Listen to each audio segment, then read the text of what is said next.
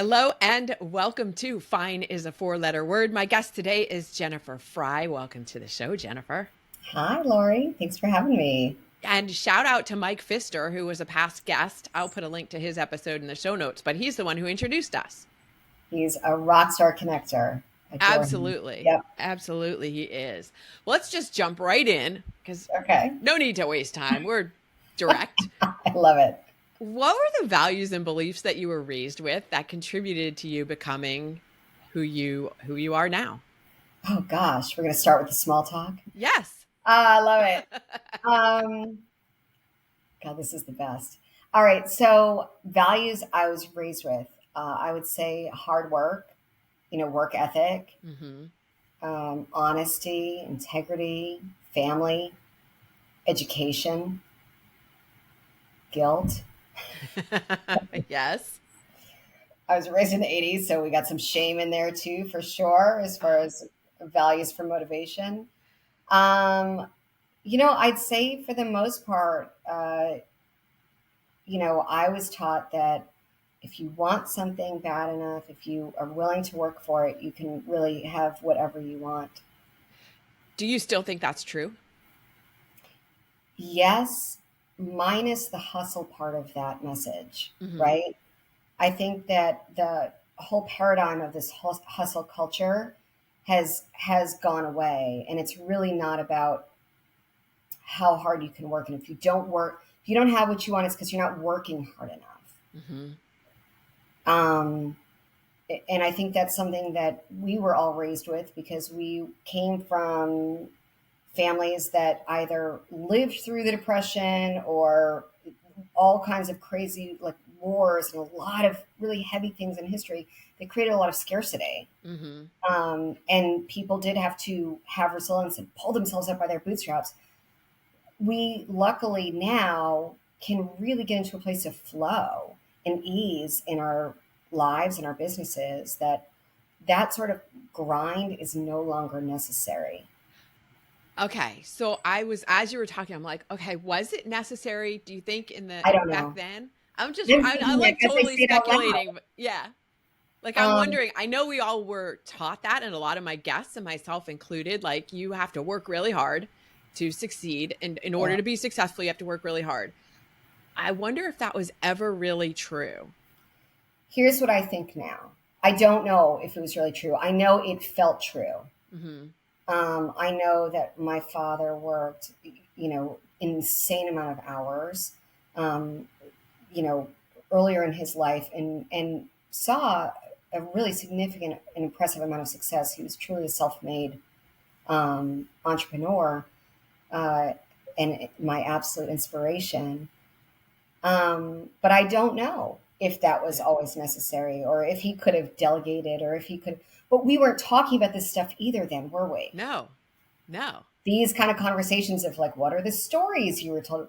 These conversations never happened 30 years ago. No, they didn't. It was totally different. But I was just, yeah, as you were talking, it was just going through my head like, huh, I wonder. Yeah. Here- I'll Yeah. tell you what I think now. I think that in order to create success in your life, you have to have a lot of qualities that are important. And I can go through what I think those are. Yes. But also, you have to innovate. Mm. You have to solve problems for people and do it in a way that is so authentic and aligned for you in your zone of genius that that's how you can be, create whatever success means to you.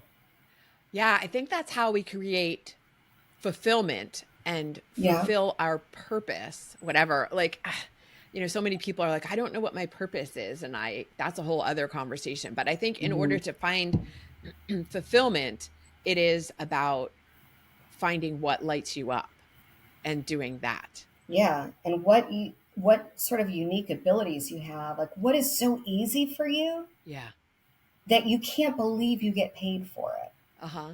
I had a client yesterday that I spoke to, and I brought him an idea. He's been in business it's a second generation family business. They've been in business for decades. And I brought him an idea that I was so excited about. And it seemed pretty obvious to me after working with him for a couple months. I was like, Hmm. oh, let's do this. And I was like, oh, he's probably already thought of this, or there's a reason. He had never thought of it. It had never, and it was so obvious to me after just being with him for a couple months that I was like, I can't believe I get paid for this. Right. But I really love what I do, and I love being able to solve those problems for people and bring those innovative ideas. This is a key point for two reasons. One is that we often can't see outside of our own box, our own Yeah. parameters, which is why it's so important to have outside influences, whether it's a coach or a mastermind group or a mentor, whatever it is, to help you see your blind spots, right?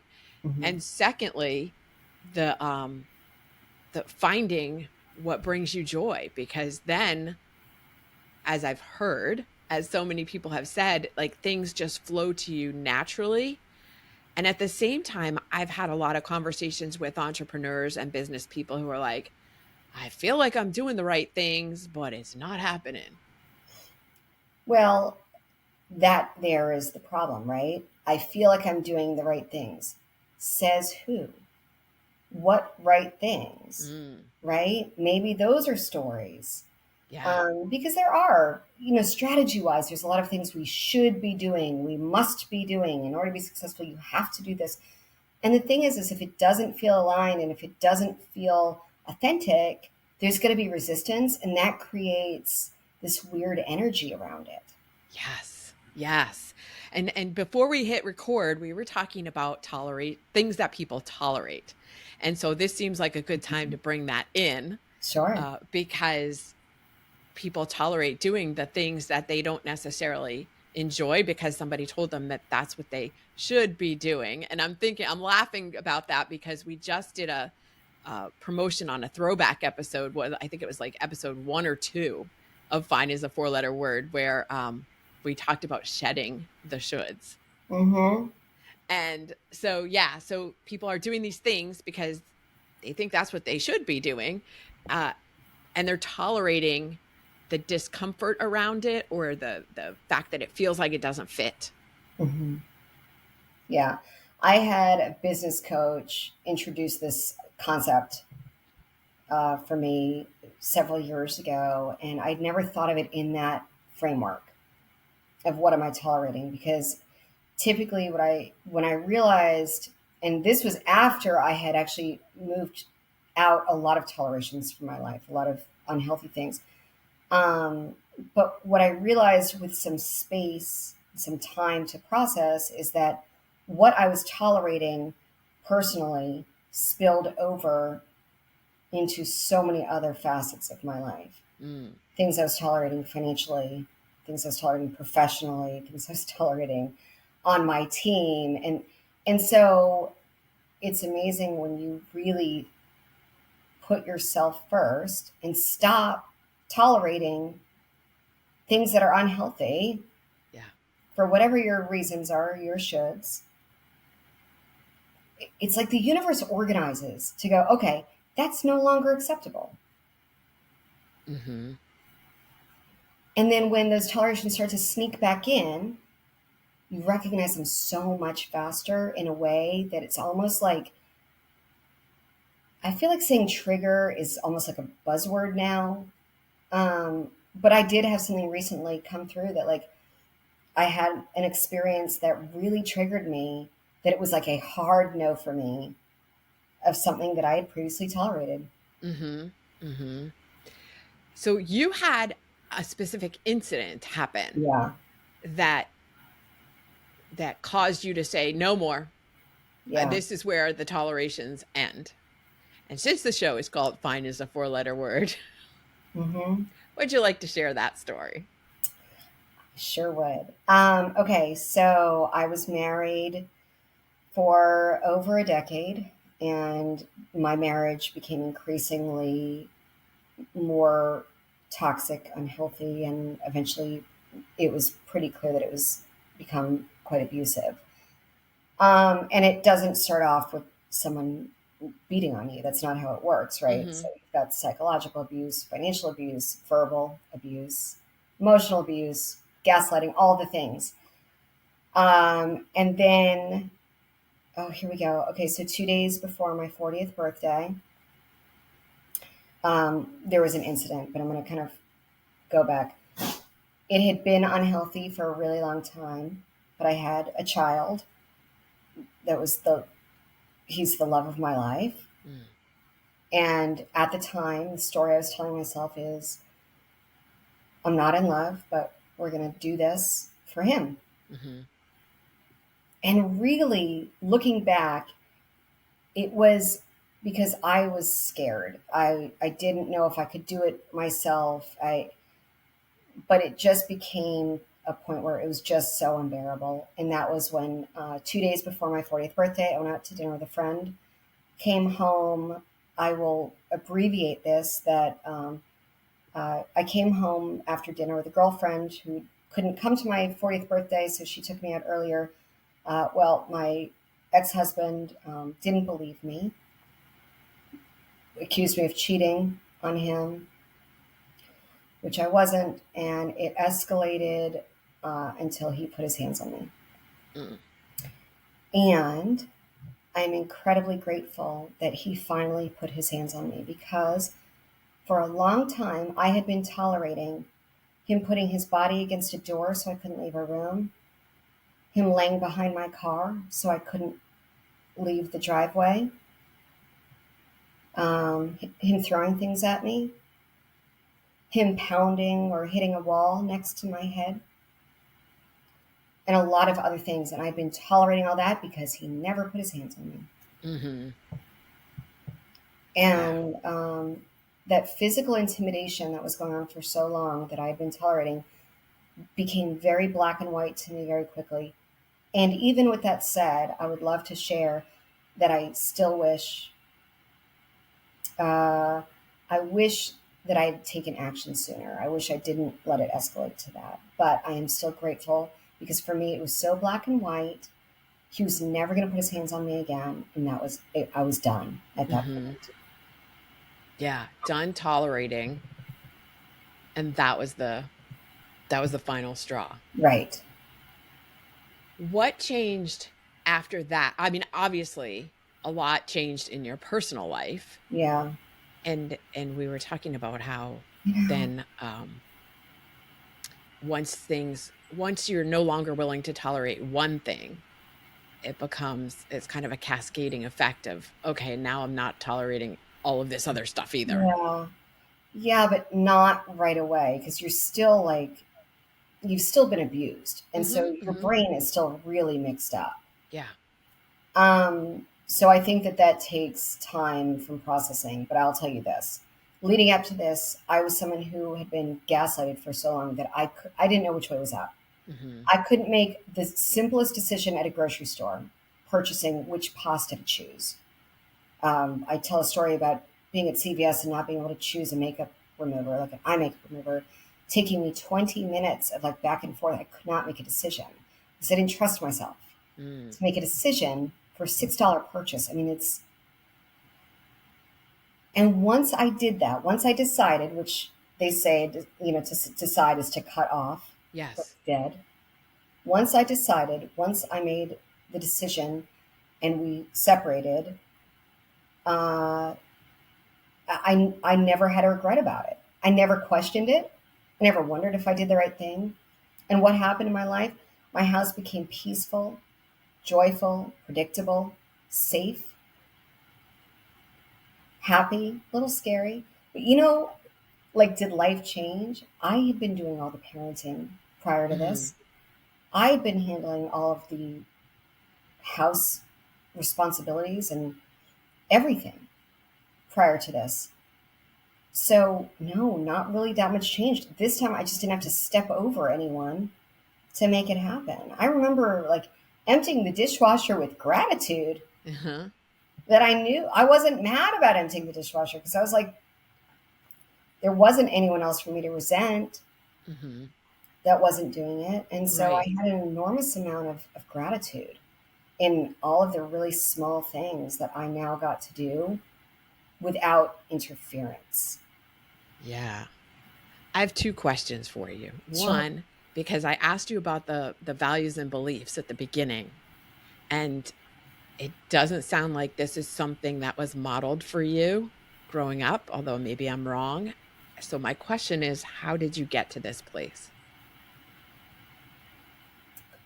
Um, I mean, I when I was little, my parents had a good marriage, and they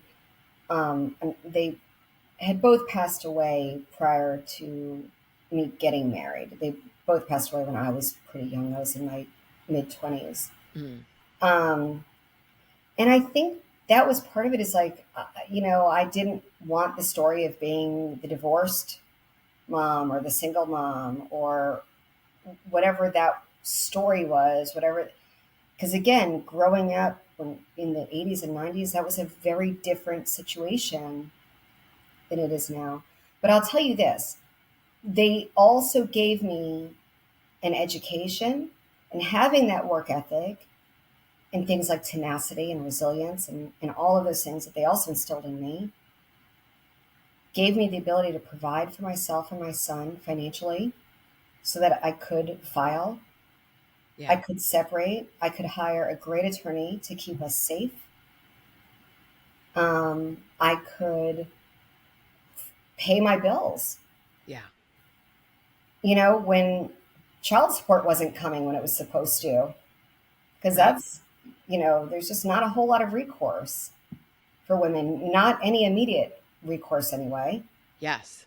So I was able to pay my bills regardless. It wasn't super easy all the time. I'm not going to say that, but I had the means to do that. Hmm. I had the ability to do that. And that I'm incredibly grateful for. I think everyone should be able to take care of themselves and any children that they have always. Yeah, absolutely.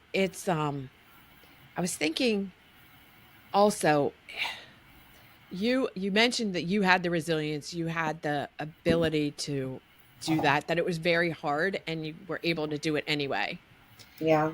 And I'm wondering if does do you think everybody has that resilience inside them? I think some of us have had more opportunities to practice it. Okay. And I think that when you have children, your heart lives outside your body, Mhm. and you have more than you to fight for. Mhm. So I didn't have the luxury of like pulling the covers up over my head. Like, I mean, obviously, there's some days that I wanted to. It's an overwhelming thing to go through. That just wasn't happening. Right. So, I think everyone has the ability. I also think everyone has the right to happiness. I've had people reach out to me since this and they'll say, God, I'm so happy to see you so happy. You deserve it. Mhm. And I say, we all do. Yeah. Like, we all do. Right. I don't deserve it more because I've been through stuff. Like, I don't wish that on someone for them to deserve something good. We all deserve beautiful things and a beautiful life and happiness. And I truly believe that. Um, but I think resilience and going through those things also gives you more empathy and compassion towards others Mm. when they're struggling. It doesn't have to be the same struggle. Right. But rather than creating a story or judgment in your head, being able to, you know, create more curiosity and compassion towards your approach to someone, it's easier when you've been through your own stuff. Yeah, absolutely. I agree with that. What tools or experiences did you have before that, before you drew the line and said no more? And um, what healing tools have you used since then? Um, I mean, before that, look, like I mentioned, I lost both my parents pretty young. Hmm. That's a pretty significant loss. Yeah. They both died with less than a year of each other. Um, and I think that gave me the ability to have perspective of like what's important and what's really not. Hmm. Um, in terms of other tools, I mean, I had my business. I had a business that was really beginning to take off. And so that was a tool and an experience of success that gave me some confidence also to be able to move forward. Yeah. And since then, I think, look, okay, I love connecting with people. I'm definitely an extrovert. But anytime I can put this down Mm-hmm. and become present, Yeah. whether it is by myself or with others that I care about, that's where you can create space to find joy and healing and, you know, all of the wonderful things when you're not distracted by things Yes. that don't matter. Right. And for people who are listening and not seeing the video on this, Oh, when sorry. Jennifer said, I put this down, she was holding her phone. Yes. My phone, which is always 6 inches away from my hand, by the Yes, way. So well, for don't, most of us, it's yeah, that way. And the thought when I go into when I'm teaching business leaders and their teams, the tools and techniques for staying calm, and you talk about putting the phone down, people are horrified. What do you mean put it away for yeah, 15 minutes? I can't. I have to yeah, be on high alert all the time. yeah. No. It keeps us hyper vigilant. Yeah. Um, but it also has taken away our ability to explore, to be Mhm. curious, to just have space, right? I just started a new practice where in the morning, rather than grabbing my phone immediately, when you wake up, you hit the snooze, you grab the phone, right? Mhm. Well, maybe instead of doing that, or that's what I was doing anyway, which is horrible. Don't do that. But I didn't know how to break out of that. Uh-huh. And I listened to another podcast recently where she said, instead, and I'm going to paraphrase this because I could never do her justice, but to take those first 10, 15 minutes of your day and just drift back into consciousness. Mhm. Feel your thoughts, recognize your thoughts, become an observer of them, become curious about what's coming to you before you put something else in front of you. Right. And that's a practice that I literally just today started because Okay. that's not 10 minutes that takes away from anything else in my life, Right. right? So this is actually the second time I've shared this today because I really feel really good about it because it gives me a more intentional start to my day. Yes. Yes. Congratulations on that. Well, one Day day one. in. So yeah, we'll Day see. one. It's okay. I love that. And because I prescribe, if you will, the same kind of thing, because when you're in that in between state, it's alpha and beta waves, brain waves. Um, when you're coming awake from sleep or falling asleep from being awake at night, um, that's such a powerful time, and it needs to be protected. Hmm. So, yeah, I often recommend that people use that time to meditate. And what you're talking about is a form of meditation. Again, people are so many misconceptions around what meditation is. But that time, taking that time, like you said, to just pay attention to your thoughts, kind of get in touch with your inner voice Hmm. and come awake slowly instead of I gotta get out. I gotta get running. I gotta check my email. I gotta jump out of bed and feed the dog. Right. Blue light in the face immediately. Yeah. Um, yeah, so I really want to be more intentional throughout my day Hmm. and create more space throughout the day. And I felt like this was a really good place to start. Yes, Um, absolutely. And what you're doing, whether you realize it or not, is rewiring your brain. Day one. Yes. I'm gonna check back with you in like Okay, next week and then maybe the a couple days after that. good. I there's so many opinions on how long it takes to form a new habit, right? 3 weeks, 66 days, not and 9 months, whatever it is. Hmm. All of that is somewhat irrelevant because it's really just about starting and paying attention to how you feel. Like you're saying you feel good Yeah. today. Yeah. I think, we often talk about habits in a way of like something that we have to sacrifice or something that Mhm. takes away, something that's uncomfortable. So, what if instead, and I love in that book, Atomic Habits, he talks about like creating habits that feel really good, that feel Yes. indulgent, and that feel playful and create joy rather than sacrifice or pain. Right. Right, because where can it's about where can you find more joy? Where can how can you bring more joy into your life? And if it can be in 10-minute increments or 5 minutes at a time, whatever, Hmm. why wouldn't you want to do that? Exactly. Yeah. Yeah, and then right, keep doing it. If it feels good, keep Hmm. doing it. If it doesn't, then set it aside. Do you keep a gratitude journal? I have, and it's funny. I feel like now it's such an embodied part of who I am, Mhm. not of my life or of my day, but it's just like I see it and I feel it everywhere in all the things. And I think that I was just thinking about this the other day. It's so funny you ask. I'm going to give you the very long answer. Okay. I was thinking about this the other day because I realized I hadn't been using the journal in a while.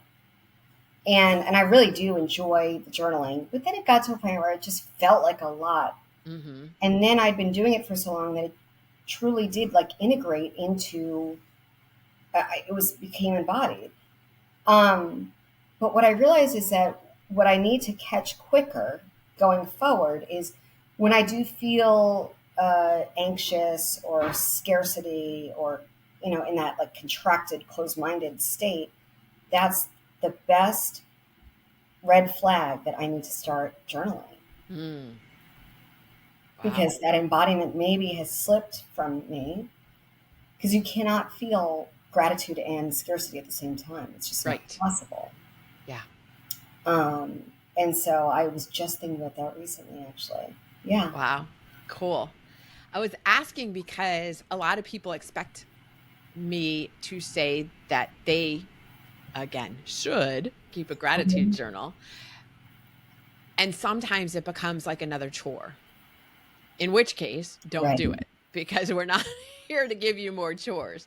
Right. It's supposed to be something that brings you joy again to end. I love that you brought up that gratitude cannot energetically you cannot have the two places. You can't be in gratitude and scarcity. You can't be in gratitude and fear. You can only be in one or the other.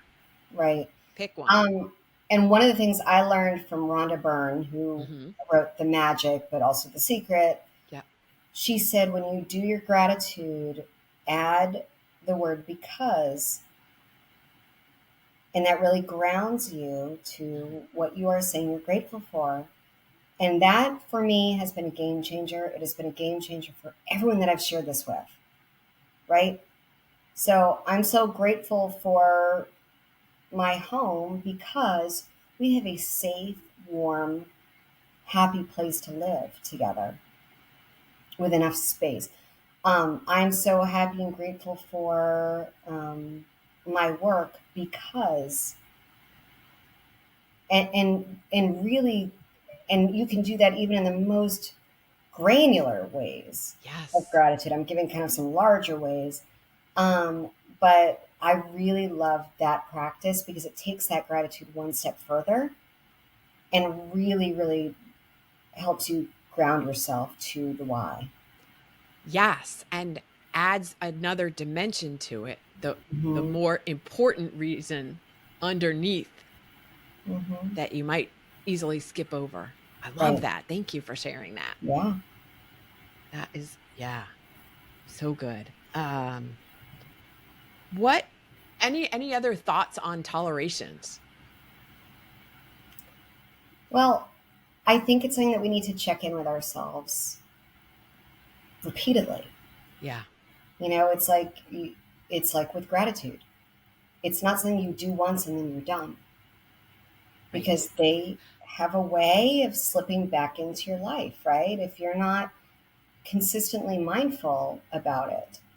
And there may be new things that you're tolerating that you wouldn't have typically called a toleration previously. But as you grow and you evolve, there there are going to be things that you need to shed, right? I read a lot about personal development, and I will have to find the source. But I had read somewhere once, and I loved and was terrified of this idea at the same time, that in order to be that next level version of you, you're going to have to shed 80% of what's in your life. Yeah. That's things and people and just tolerations. Like 80% of what your life looks like is going to have to go away if you really want to step into that next level version. Mm-hmm. Yeah. So, as you keep removing the layers, there's going to be more things that you realize. And for me, I have realized there are things that I tolerate or was tolerating that are very, very easy for me to now let go of. Because I know that it's not a sacrifice. I know that it really is for the best. Mm-hmm. And I'm able to step away from what's not for me.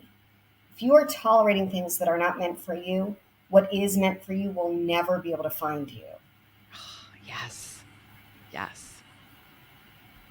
I wonder if, because when you were saying about finding the source and about the 80%, shedding the Yeah, 80% of you, it brought to mind Ben Hardy's book, 10X is easier than I 2X. Is think that where it's it from? probably was. It probably Okay. was. Yeah, Oh my Jim gosh, I Sullivan. love that book. Me too. Me too. Yes. Okay.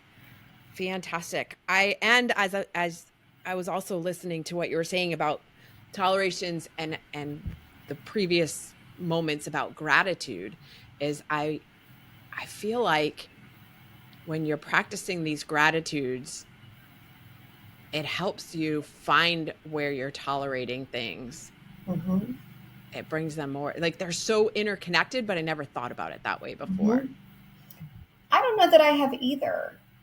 And you're right, because it's like, what are you not finding gratitude in?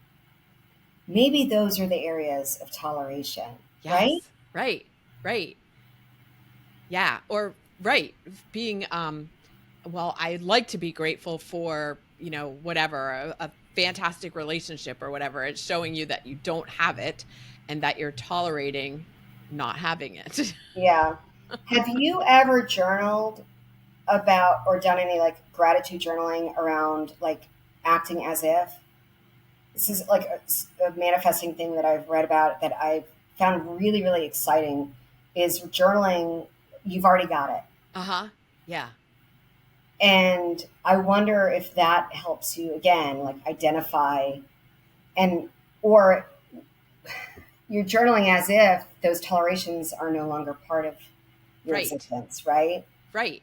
And the more you step into being that person, the less tolerant you are of those things that you're putting up with that person wouldn't put Yeah, up with. that version of yourself would Yeah. never do this.